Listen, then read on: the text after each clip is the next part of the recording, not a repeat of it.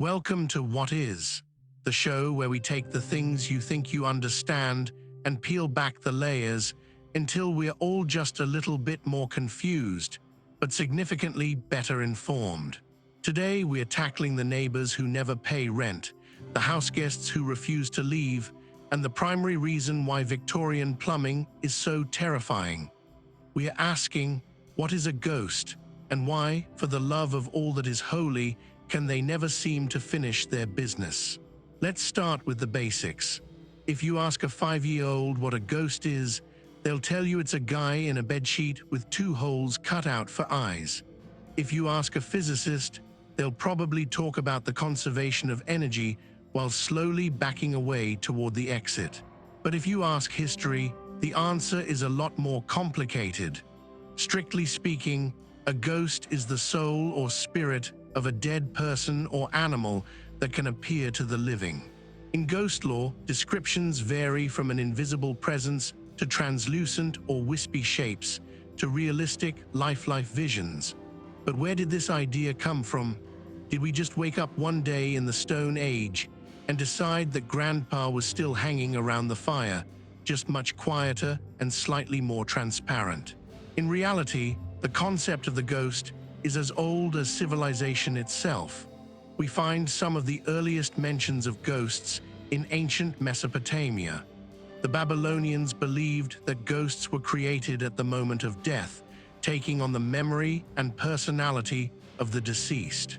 They traveled to the underworld, known as Urkala, but they could return if they weren't buried properly or if they were particularly grumpy about how their life ended. Actually, the Babylonians were quite organized about it. If you were being haunted, you didn't call a priest, you called a ghost doctor. They had specific incantations to tell the ghost that, hey, we're sorry you died, but could you maybe go haunt the desert instead of my kitchen? Then you have ancient Egypt. The Egyptians didn't just have one soul, they had several parts, the ka and the ba. The ba was the part that could travel between the worlds of the living and the dead. To the Egyptians, ghosts weren't always scary. Sometimes they were just family members you could write letters to. There are actual surviving letters to the dead, where people would complain to their deceased spouses about legal troubles or health issues, essentially saying, I know you're dead, but could you use some of that spirit magic to help me with this lawsuit? The Romans, however, were much more terrified. They had a festival called Lemuria, where the head of the household would walk around the house at night, barefoot, throwing black beans over his shoulder to appease the Lemures, the hungry, restless ghosts of the dead. It was basically a high-stakes version of Don't Look Behind You.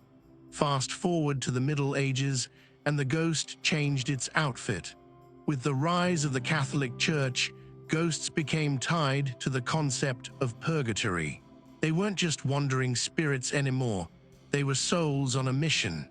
They came back to ask the living for prayers or to perform good deeds on their behalf to shorten their time in spiritual waiting room limbo. This is where we get the first real seeds of unfinished business. But why do we call it unfinished business? In movies, it's always something dramatic. Find my killer, or tell my wife I hid the gold in the chimney. But historically, unfinished business was much more mundane. It was, I forgot to pay my tab at the tavern, or I didn't finish my Lenten fast. Think about the sheer logistics of being a ghost with a to-do list. You've lost your physical form. You no longer have hands. You can't pick up a pen. You can't use a smartphone, mostly because your fingers go through the screen and also because there's no 5G in the afterlife. Your only method of communication is knocking on wood, flickering lights, or manifesting as a cold spot in the hallway. This brings us to the Victorian era, the golden age of ghosts. This was the time of spiritualism, séances, and the Fox sisters. This is when the ghost became fashionable. Before the 19th century, ghosts were often depicted as looking exactly like they did when they died, sometimes messy, sometimes skeletal. The Victorians, however, preferred their ghosts a bit more aesthetic, the lady in white or the grey man. But let's look at the science for a moment, because we are a factual show after all. If ghosts aren't actually dead people with unfinished chores, what are they? One of the most fascinating theories is the stone tape theory. Proposed in the 1970s, it suggests that minerals in the walls of buildings, like quartz or limestone, can absorb high-energy emotional events, like a tape recorder. Then, under certain atmospheric conditions, the building plays back the recording. This explains why some ghosts seem like residual hauntings. They don't interact with you. They just walk down the same hallway every Thursday at 10 p.m. and disappear. They aren't trying to finish their business, they're just on a loop. It's the ultimate spiritual gift. Then there's the infrasound theory. Infrasound is sound at a frequency lower than the human ear can hear, around 19 hertz. Even though you can't hear it, your body feels it. It can cause feelings of dread, nausea, and crucially, it can cause the fluid in your eyeballs to vibrate. When your eyes vibrate at that frequency, it can create visual distortions in your peripheral vision. You think you saw a shadow figure in the corner, but really, you just have a vibrating eyeball because the neighbor's fan is unbalanced. And let's not forget carbon monoxide. In the early 20th century, many haunted houses were actually just houses with leaky gas lamps. Carbon monoxide poisoning causes hallucinations, a sense of heavy pressure on the chest, and a feeling of being watched. One famous case in 1921 involved a family who saw apparitions and heard shrieks until a doctor discovered their furnace was broken. They weren't haunted, they were just slowly being suffocated by their own basement. So if science can explain away a lot of it, why does the unfinished business trope persist so strongly in our culture? Psychologically, the idea of the ghost is a way for the living to process grief and injustice. We hate the idea that a life can just end, especially if it ends unfairly. If someone is murdered or dies young or loses a great love, our brains want to believe there is a part two where those things get resolved. The ghost is a manifestation of our need for closure. We give the dead unfinished business because we have unfinished business with them. Think about the archetypal ghost story, the ghost of a woman who lost her child. She wanders the bridge every night searching. That's not a story about a spirit, it's a story about the permanence of loss. If she's a ghost, she's still there. If she finishes her business, she's gone. In a weird way, we want the business to stay unfinished because it keeps the person in our world. There's also the warning ghost. Throughout history, ghosts have been used as moral stabilizers. In the Victorian era, ghost stories were often cautionary tales. If you're a greedy jerk like Ebenezer Scrooge, you're going to spend eternity carrying heavy chains. It's a very effective way to get people to donate to charity. Hey, do some good now, or you'll have to spend the next 500 years rattling keys in a drafty mansion. But let's look at the most famous examples of unfinished business in history. Take the Flying Dutchman. This is perhaps the most famous ghost ship in history. The legend says the captain, Hendrik van der Decken, was trying to round the Cape of Good Hope during a storm. He swore an oath that he would succeed even if he had to sail until doomsday. Well, the universe took him literally. Now he's a ghost captain on a ghost ship, unable to ever make port. His business is literally to keep sailing. It's a tragedy of stubbornness. Then there's the case of the Grey Lady of Glamis Castle in Scotland. Legend says she is the ghost of Lady Janet Douglas, who was burned at the stake for witchcraft on false charges.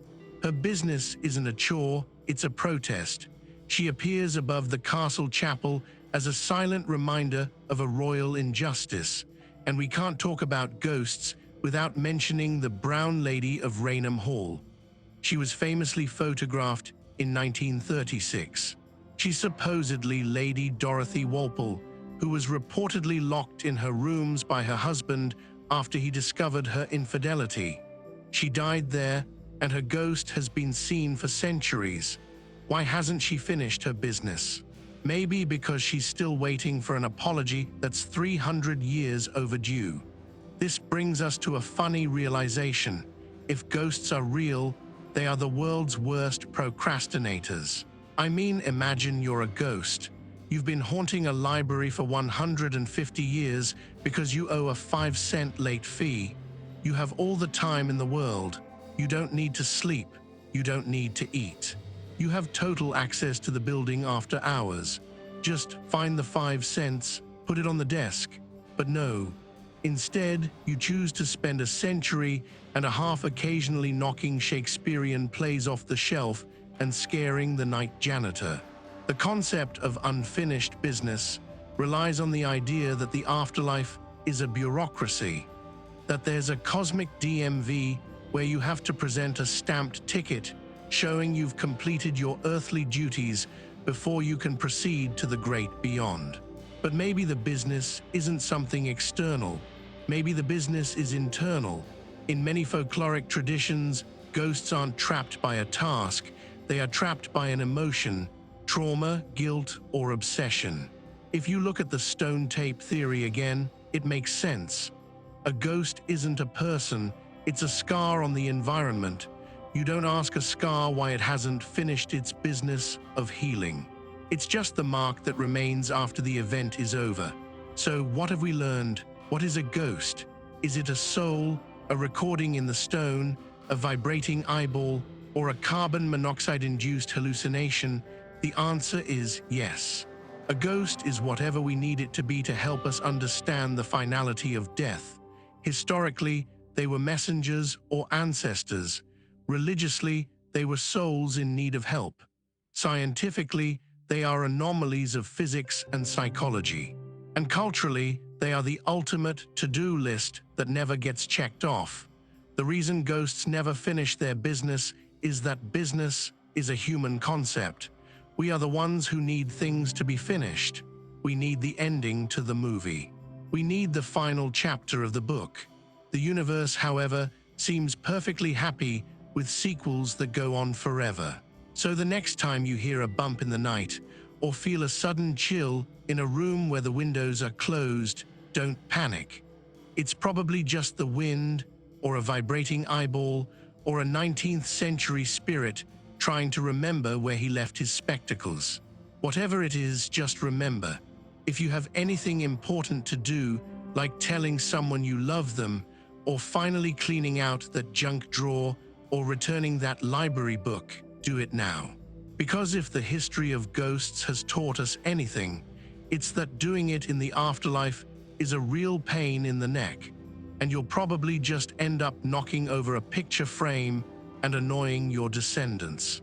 Thank you for watching this episode of What Is. If you enjoyed this deep dive into the spectral and the historical, make sure to hit that like button. It helps the algorithm know we're not just ghosts in the machine. Do you have a ghost story or a theory on why they're so bad at finishing their chores? Let us know in the comments below. We actually read them, unlike the ghosts who just stare at your phone over your shoulder. Don't forget to subscribe and hit the bell icon so you never miss an episode. We have plenty more mysteries to uncover, and unlike our translucent friends, we actually plan on finishing our business. Stay curious, stay skeptical, and maybe, just maybe, check those batteries in your carbon monoxide detector. See you next time.